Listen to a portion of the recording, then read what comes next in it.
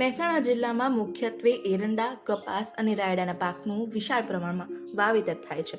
તેમાં પણ ધાન્ય પાકો અને ખાસ કરીને એરંડાની આવક મહેસાણા માર્કેટયાર્ડમાં સૌથી વધારે જોવા મળે છે. હાલમાં એરંડાના ભાવમાં સતત વધારો નોંધાઈ રહ્યો છે, જેના કારણે ખેડૂતો એરંડાની આવક લઈને વેચાણ માટે માર્કેટયાર્ડમાં આવી રહ્યા છે.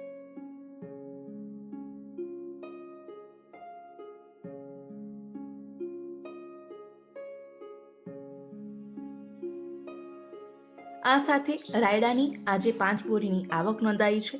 એરંડાની આજે કુલ 1016 જેટલી બોરીની આવક નોંધાઈ છે. એરંડાના ઊંચા ભાવ આજે 1336 રૂપિયા અને નીચા ભાવ 1280 રૂપિયા પ્રતિ મણ બોલાયા હતા.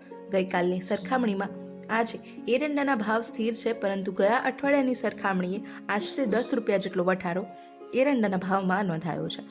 આ સાથે રાયડાની 5 બોરીની આવક આજે નોંધાઈ છે, જેના ઊંચા ભાવ 1319 રૂપિયા પ્રતિ મણ બોલાયા છે.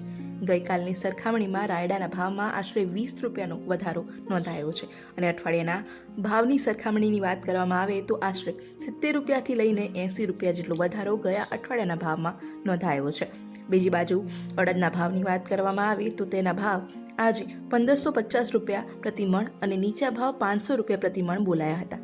ગયા અઠવાડિયાના સરખામણી તેના ભાવમાં 15 રૂપિયા જેટલો વધારો નોંધાયો છે. આવકની વાત કરવામાં આવે તો અડદની આજે 384 બોરીની આવક માર્કેટયાર્ડમાં નોંધાઈ હતી.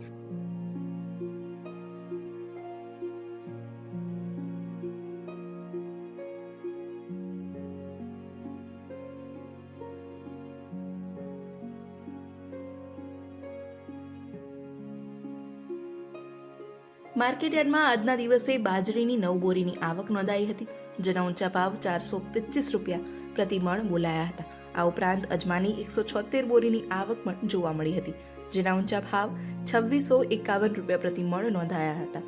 ગઈકાલના ભાવ કરતાં આજના ભાવમાં 150 રૂપિયા જેટલો વધારો અજમાના ભાવમાં નોંધાયો છે અને આવકમાં સામાન્ય ઘટાડો નોંધાયો છે. ગયા અઠવાડિયામાં માવઠા જેવી પરિસ્થિતિના કારણે જણસીઓની આવકમાં સામાન્ય ઘટાડો નોંધાયો હતો, પરંતુ આ અઠવાડિયે જણસીઓની આવકમાં વધારો નોંધાયો છે.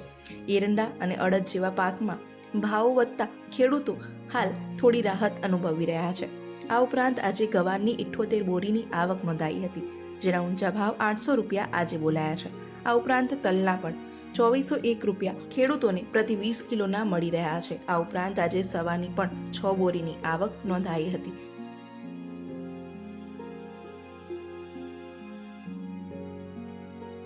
આ પ્રમાણે આજે માર્કેટયાર્ડમાં ખાસ કરીને અડદ, તલ તેમજ એરંડાની આવક નોંધાઈ હતી.